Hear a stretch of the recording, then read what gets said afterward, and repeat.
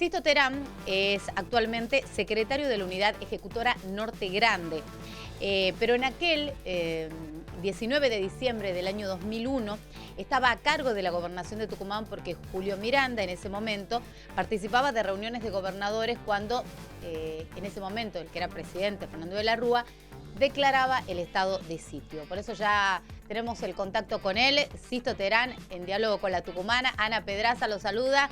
¿Cómo le va, Sisto? Muchas gracias. Muy buenos días para toda la gente de Tucumán y para usted especialmente, Ana.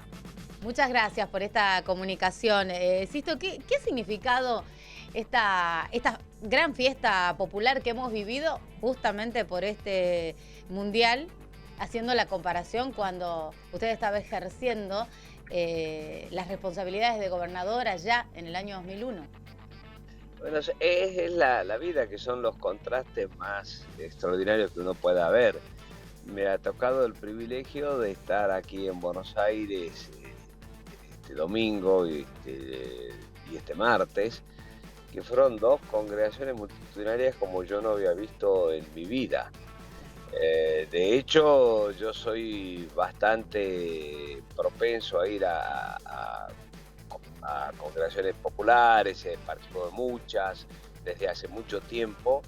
Nunca hubo nada que ni por aproximación se le pudiera asemejar a esto desde el punto de vista de la festividad, de la cantidad de concurrencia. Por mis años he tenido la oportunidad de estar asociado, en algún caso en el 86 presente y en el 78 a la distancia, de las fiestas de aquellos mundiales también, y el fenómeno era mucho más chico y más reducido. Por empezar, era un fenómeno donde iban a festejar los aficionados del fútbol, aquellos a los que nos gustaba el fútbol. No era una cosa de toda la Argentina, era de aquellos que nos gustaba el fútbol. Y era mayoritariamente un festejo masculino con una presencia femenina menor. Reducida, claro. Lo que vi yo acá en las dos congregaciones en las que participé acá del martes y del domingo pasado, el día del partido, era extraordinario. Era todo el pueblo argentino, todas las clases sociales, todas las edades, todos los sexos. Era una cosa maravillosa, me ponía la piel de gallina. Y que claro, cuando usted me trae a la memoria el recuerdo de aquello que me pasó hace casi, ya ni sé cuántos años, esto fue el 2009, hace casi 21 años, 21 Exacto, años, 21 años. el contraste es tremendo, tremendo. Yo recuerdo que a las 5:30, 6 de la tarde estaba en el despacho del gobernador, estaba a cargo de la gobernación, y recibí una visita extraña, que era la de la gente de la Policía Federal, de Gendarmería y del destacamento del Ejército que estaba en la Argentina, que estaba en Tucumán, y nos informan que el presidente había declarado el estado de sitio y que yo quedaba a cargo como autoridad civil de la situación en la provincia de Tucumán. Hasta ese momento no había nada, no había ningún incidente en Tucumán, ni nada que hiciera presagiar lo que se desató apenas un par de horas después. La aparición televisada de los incidentes que venían ocurriendo acá en la capital federal empezó a desatar una especie de efecto dominó en todo el territorio nacional, y en muy poco tiempo, al cabo de un par de horas, ya teníamos también incidentes serios en Tucumán. Me acuerdo como si fuera hoy, me crucé a la iglesia de San Francisco, me recé un Padre Nuestro y 3 Ave María y dije: Diosito, por Dios, que no tengamos que lamentar de todo esto la pérdida de vidas humanas. Me trasladaron a la policía, donde empezamos a ver los distintos puntos y focos donde había explosiones sociales. Se trataron de tomar todos los rasgos para preservar, los recaudos, perdón, para tratar de preservar la propiedad privada, en algunos casos con mayor éxito, en otros con menos éxito, tratando asimismo de que la actitud de la fuerza de seguridad no implicara desgracias mayores. Bueno, fue toda una situación de tremendo equilibrio, muy dura, muy difícil de explicarle a las nuevas generaciones, que la gran mayoría de ellos no ha vivido momentos de esa naturaleza. El estado de tensión social que vivía la Argentina era feroz. el nivel de liquidez muy grande, los niveles de desocupación eran escalofriantes, entonces había que enfrentar esto con un enorme coraje y casi como una paradoja analógica de lo que pasó con la selección argentina, afortunadamente para todos nosotros, nuestro país tuvo la suerte de ponerse de pie, de enderezarse, de sacudirse el polvo de tanta derrota acumulada y pudimos salir adelante, pero fue un proceso muy duro. En el camino, sobre todo en la capital federal, quedaron la vida de algunos argentinos que lamentablemente fallecieron en esos incidentes. Fue una cosa pero muy penosa. Los incidentes tuvieron dos secuencias, uno el 19 de diciembre por la noche, Sí. que fue una manifestación con mayor nivel de espontaneidad, y la otra del 20 de diciembre donde ya había más, estaba más organizado, había gente más violenta y las consecuencias fueron muchísimo más negativas y quedó plasmada. Yo recuerdo que estaba en el despacho y veía azorado las imágenes del helicóptero presidencial, trasladando a De la Rúa cuando presentó su renuncia. Claro. ¿Sisto? Y me tocó ahora estar el martes entre la multitud anónima en Viendo la otro calle 9 de helicóptero. Julio, saludando a los helicópteros de los jugadores. Esos son los contrastes de la vida, hija. Exactamente, es como diciembre, 20 de diciembre. Helicóptero en la memoria de muchos argentinos, lamentablemente se nos reflejaba todo lo que usted nos está narrando. Y que el Mundial, con una copa después de 36 años, esas cuestiones de la vida, de la historia, vaya a saber de qué, hace que ahora cambie el panorama de muchos argentinos y, como le decía, también de estas nuevas generaciones. Lo que no cambia es la sensación de sufrimiento, porque, a ver, el Dios partido del domingo lo debimos haber ganado cómodo, Claro. cómodo. No. Bueno, pero bueno, Dios parece que Diosito quiere que las cosas les cuesten un poco más a los argentinos. Y ojalá aprendamos todos de la lección que nos ha dado la selección argentina, de no terminar bajar con los esta brazos. maldita grieta que tanto daño nos hace, este ejercicio casi cruel que hemos adoptado los argentinos de criticarnos unos a otros. Hoy todo el mundo parece estar unánime en el elogio a Leo Messi y sus compañeros de equipo, pero no puedo dejar de recordar momentos mucho más duros donde las críticas tuvieron características colindantes con la crueldad.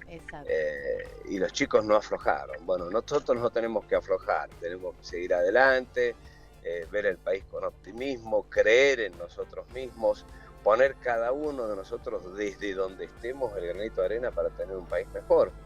Y que estas gestas epopélicas como la que acabamos de vivir no se circunscriban solamente a un partido de fútbol, a la final del Mundial y a un grupo puñado de jugadores, sino que se haga extensiva a todo el pueblo argentino. Dios quiera que empecemos a juntarnos más y abrazarnos un poquito más. Que sea el arranque. Sisto, usted empezaba a narrar, muchos de nosotros se nos pasaba por la cabeza dónde estábamos o cómo vivimos ese diciembre del año 2001. ¿Usted recuerda cómo se vivió el corralito en Tucumán? Nosotros decimos corralito, las nuevas generaciones tal vez no saben lo que estamos hablando. Hubo dos corralitos, un corralito y un corralón. Primero fue una restricción por parte del Ministro de Economía, estábamos atados por la política de la convertibilidad. Claro. Y esa política de la convertibilidad generó la imposibilidad de emitir moneda si no era contra la presencia de dólares en el Banco Central. Obviamente, al no haber dólares no podíamos emitir moneda. Por no poder emitir moneda nos quedamos sin respaldo. Los bancos no tenían la posibilidad de devolver el efectivo a la gente y se produjo una reacción furiosa de toda la clase media que se sentía estafada. La gente iba a la puerta de los bancos y los banqueros eran mucho más odiados que los políticos. Se golpeaban las puertas exigiendo desesperadamente que les entreguen sus ahorros, que en muchos casos eran el ahorro de toda su vida. La gente de la noche a la mañana se quedaba sin un peso, sin posibilidades de enfrentar su futuro.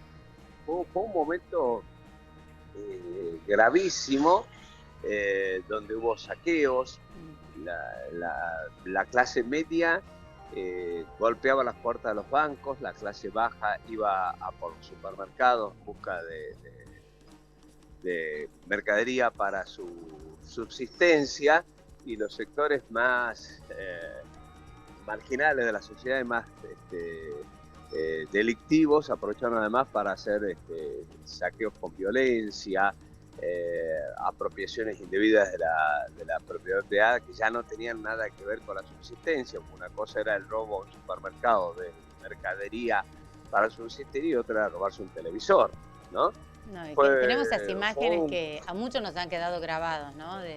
Sí, fue un día de furia, las imágenes de comerciantes que lloraban a ver cómo se había perdido el fruto de todos sus esfuerzos, producto del vandalismo.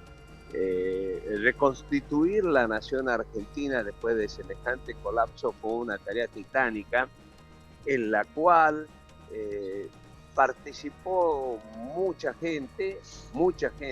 Me enorgullece haber estado entre los que en aquel momento pusimos el hombro a las balas, en medio del que se vayan todos, resistimos con mucha fuerza, y yo la sintetizo en dos personas antitéticas desde lo político, pero que fueron complementarios a la hora de ir sacándonos del abismo, que fueron Eduardo Duhalde y Néstor Kirchner, que son las dos personas que tuvieron que enfrentar los momentos más delicados. El primero, el proceso crucial de la Argentina ensangrentada con una devaluación brutal de aproximadamente el 400% en apenas 24 horas, que desacomodó la totalidad de las relaciones económicas del país. Y el segundo, llevando adelante el proceso de resurgimiento y la vuelta a la Argentina del crecimiento productivo. Y en el caso de Tucumán, nosotros tuvimos la suerte de haber podido enfrentar con mucho coraje la crisis, de haberla superado. Nosotros, cuando tomamos el poder, lo hicimos con Julio Miranda, al cual le mando un recuerdo muy cariñoso. Me imagino que desde el cielo debe haber disfrutado mucho él como hincha de fútbol de la consagración de la selección. Y con Julio Miranda nosotros ganamos la elección por 3.000 votos, creo que fue. Y 4 años después de haber atravesado la crisis más feroz de la historia argentina, nosotros conseguimos refinanciar la totalidad de la deuda, poner al día las cuentas públicas, eliminar los bonos de cancelación de deuda. Los bocades, los famosos bocades. Los bocades, claro. Yo llegué a pagar los sueldos de la provincia de Tucumán con 6 monedas diferentes. Teníamos bocade, lecop, patacones, cheques diferidos, peso en efectivo y ticket canasta. Claro. Ese fue el esfuerzo titánico que hicimos, y la población afortunadamente comprendió ese esfuerzo y nos premió, porque 4 años después nuestro ministro de Economía, que era José Alperovich, y nuestro ministro de Gobierno, que era Fernando Puri, ganan las elecciones por más de 14 puntos de diferencia. O sea que nosotros, que nos ganó por 1, atravesamos la crisis, la superamos, la enfrentamos con coraje y dejamos el gobierno en manos de nuestro mismo partido, de nuestra misma gente, pero ya con una diferencia que era 13 o 14 veces superior a la que nos había consagrado. Es un motivo de un orgullo personal. Fue la época más difícil de mi vida. Hubo que tomar decisiones minuto a minuto, segundo a segundo. La gran mayoría de la población no tiene ni la menor idea de la envergadura, de la gravedad, del momento, de las cosas que tuvimos que decidir, que afrontar en un contexto social que era muy adverso para toda la clase política. Y bueno, sobrevivimos, salimos adelante. Hicimos la gran Messi, seguimos peleando a pesar de todo y contra todos. Insisto, bueno, usted nos está comentando cómo se vive en Tucumán, por ahí muchos tenemos el pantallazo de lo que pasó en diciembre, pero de lo que veíamos en los medios en Buenos Aires, ¿no? Y usted mencionaba esta frase hace un momento y por eso yo le quiero preguntar al respecto. ¿Qué siente al escuchar en algunos sectores o lo hemos escuchado en estos últimos tiempos, que se vayan todos? Mire, yo creo que esa es una situación particularmente, eh, diría, repetitiva de lo peor que tiene la sociedad, que es el esquema de la antipolítica. La política no es ni buena ni mala, es un reflejo de la sociedad en la que vivimos. Nuestros políticos no salen del sombrero de un mago, son simplemente el reflejo de la sociedad en la que viven. Y creo que la única forma razonable y racional de dirimir los conflictos de intereses es a través de la política y a través de los consensos y a través de las decisiones populares expresadas a través del voto.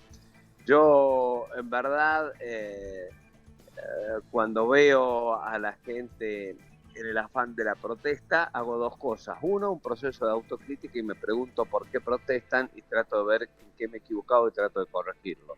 Por eso siempre digo que aspiro a hacer el cursus honorum de devenir de político en estadista y trato de trazar lineamientos de política de Estado de largo plazo, como lo hacemos con el área de obras públicas acá en Nación. Y la segunda es pedirle a la gente que más allá de todos los defectos de nuestra democracia, de nuestro sistema, de nuestros políticos, de nuestros partidos y de nuestras cosas, sigue siendo el mejor sistema posible para dirimir conflictos de intereses y dar soluciones a los problemas de la gente. Insisto, ya para cerrar, porque bueno, sí es verdad, Sí, hablamos mucho de lo que tiene que ver el Mundial y es lo que sí. tal vez seguimos viendo en las redes sociales. Y hay que seguir trabajando. Estoy justo a punto de entrar a otra reunión. Exacto, yo Que... se lo quería agradecer y mucho este contacto que ha tenido con nosotros, con la tucumana y con todos los tucumanos. Muchas gracias. Bueno, un gran saludo a toda la gente, que la pasen muy bien y que disfruten una hermosa Navidad y un gran año nuevo. Felices fiestas, Sisto, hasta luego. Felices fiestas, hasta luego. En diálogo con la tucumana de mañana, Sisto Terán, él es secretario de la Unidad Ejecutora Norte Grande, hablando de esta comparación, de este paralelismo de diciembre, de un 20 de diciembre, porque él estuvo a cargo de la gobernación un 20 de diciembre, pero allá del año 2001.